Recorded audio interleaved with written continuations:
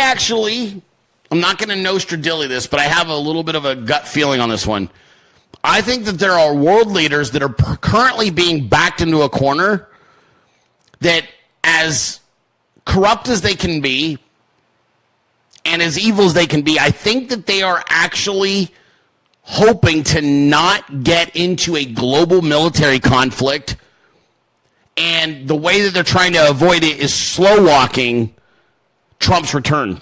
I know that sounds crazy, but I really do. I think we are on that precipice. We're up on the verge, and we're going to talk about it later in the show.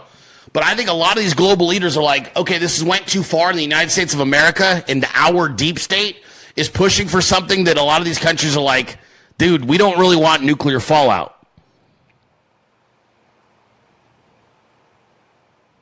Like, I think some of them really genuinely don't want that. I think that they use it as a tool for posturing and funding and fundraising and getting elected, but they get to the brink. Even someone like Xi Jinping or Vlad Putin, these are historians in their own country, right? They have a belief about their nation. And I got to tell you something. Some of these guys look and they go, dude, how do you have a great country if it fucking glows at night from nuclear fallout? You can't. I think some of them, you want to have a strong military, you want to have a strong, respectable trade and all of that shit.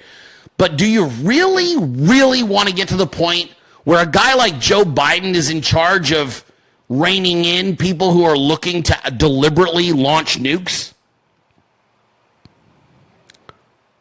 I think that there's a lot of, as much as the United States of America regrets not having President Trump as the president right now, there are global leaders who advocated for the removal of Trump who now quietly are shitting themselves because their countries are going broke, and they're also on the verge of a fucking global catastrophe militarily that would never have taken place had Donald Trump been president. And I think some of them are quietly sitting back going, we're not doing shit until the presidential election in America is over with.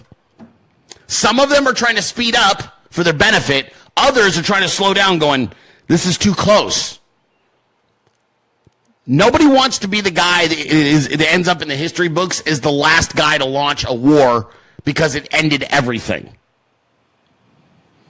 They cannot save face by saying we were wrong for installing Joe Biden. We should have fucking not done this. This was a very bad thing. They can't say that. But what they can do is quietly just basically slow walk everything and stall the whole thing out. I believe that there are countries that are slowly stalling shit, just hoping to get past this Biden regime.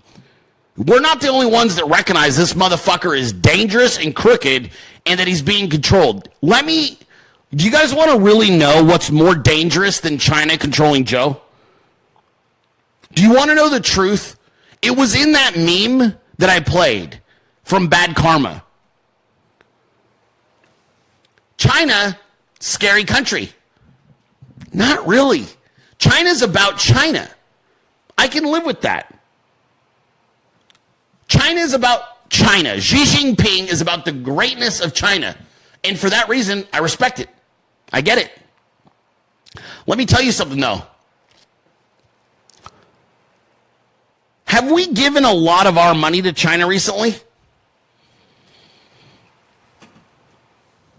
You'll understand what I'm about to say in a second. You see, being pussies towards China is what America's done for 40 years, minus the 4 years Trump was president. China doesn't want to see the world destroyed. Okay? What scares the fuck out of these global leaders, I'm going to tell you right now, no one is going to say it, but I will say it. China will never admit to this. Russia might. The Saudis will never admit to this. We all assumed Joe's handlers were Chinese. But what if Joe's handlers are the people you just saw shaking hands? What if Joe's handlers are actual fucking Nazis in Ukraine? Now, You can say what you want about China and their communism. You can say what you want about Russia and their whatever the fuck they are now. Nobody wants to deal with unhinged, ideologically driven, fucking maniacal fucking Nazis. And that is who is currently fighting over in Ukraine. That is who Joe Biden was shaking the hand of. There is psychopath, and then there's like a whole other level to this shit. And I'm telling you right now, what if China's sitting back going, whoa, whoa, whoa, whoa, whoa, whoa, whoa. Like, we wanted to control Joe Biden so that we could find out what military technology the United States of America has. We wanted to control Joe Biden so that we could prosper and advance past the United States financially. We wanted to destroy America from within by making it weak. But what if they're looking going, we didn't sign up for Joe Biden to give the Fourth Reich fucking advanced weapon military technology? What if China's even looking going, whoa, whoa, whoa, whoa, whoa, whoa. What are you doing? Why are you arming Nazis? Not like, oh, liberal Nazis, like, oh, everybody doesn't like what I say as a Nazi, but actual Nazi fucking SS lightning. What if they're looking and going, $100 billion in U.S. military technologies and weapons to Nazis? You don't think that's a little unnerving to the rest of the planet? You don't think the Saudis are looking going, motherfucker, we don't want to deal with this problem? I'm telling you, there are foreign lands that are definitely not our friends that are looking and going, holy shit, this is a problem. This is a fucking problem. Because there appears to be no brakes on what Joe is doing for the Nazis in Ukraine. And yes, the Azov Battalion is a group of Nazis. We have known that George Soros was funding brown shirt Nazi organizations in Ukraine for at least a decade. We know that Soros has been doing this. We know that Klaus Schwab carries and is carrying forth a lot of the visions that the Fourth Reich and the Nazis had for the future of the planet. That's not even rhetoric. Go listen to his agendas. Klaus Schwab and the World Economic Forum, along with George Soros and his agenda, and a lot of what's going on in Ukraine is, dude, it's the Fourth fucking Reich. It's Nazi. It's Nazi ideology being pressed forward. And I think there are foreign lands that are accustomed to being our enemies that are aligning and going, whoa, whoa, whoa, whoa, whoa. I think Russia's saying that, going, wait, what the fuck? I think China's doing the same thing. I'm not even saying they're the good guys. I'm saying that they're even going, wait a minute, dude, we just wanted to fuck over the United States of America so that we were the top dogs. We're not trying to actually start a nuclear war. We're not trying to start a nuclear war, okay? Like that, this posturing shit only goes to a point. Once you start actively discussing the use of nukes, or even worse, the arming of actual Nazis with advanced technologies, you got a problem.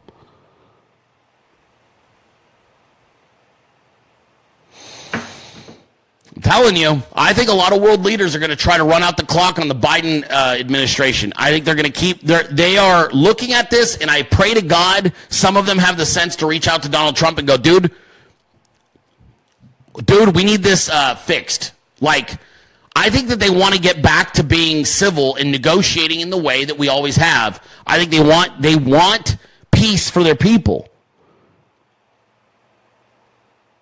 You can't, like, Xi Jinping having a military showdown that results in hundreds of millions of Chinese lives lost will not put him in the history books as a good guy. Same with Vlad Putin.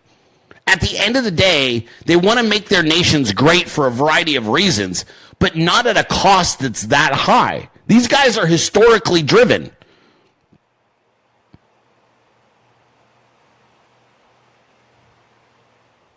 That's why they like Trump. I think they didn't like Trump because he was better at this game than them, but now they understand all they did was all of the money and all of America's resources are being funneled to a country that is completely unhinged and run by neo-Nazis. And that is a far, far greater risk to every country on planet Earth.